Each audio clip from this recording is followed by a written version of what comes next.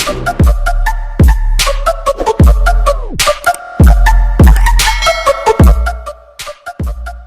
guys, I'm back again. So karon guys, manimbami sa akong pamilya ron. So let's go.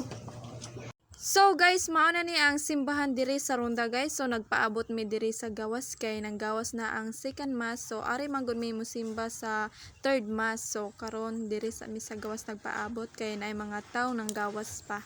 So magulat lang mi gamay guys kay gusto na mo amo pang paunahon pagawas ang mga tawo gikan ni simba sa second mass.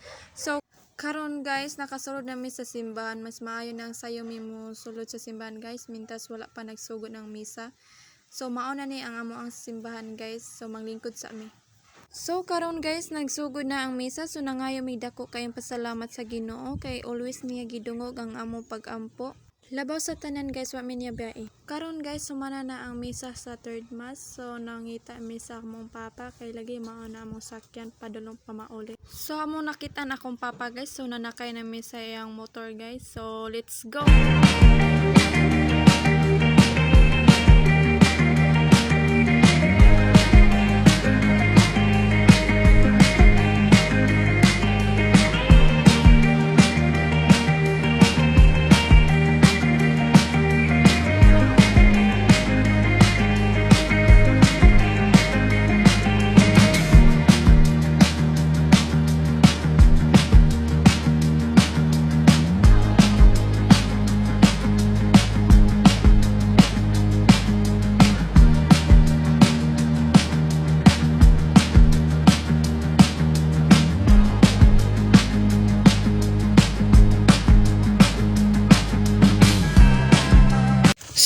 So guys, karon kay nakauli na mi guys, padulong na ni sa moa guys. So akong anak ganauna guys, pero tani nagdalagan.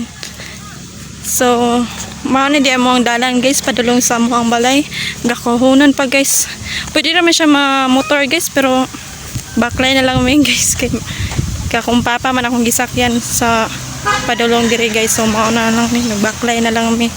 So nagdagan-dagan na akong anak guys. Lipay na kay siya kay nakauli na siya. Gikan mi nanimba guys.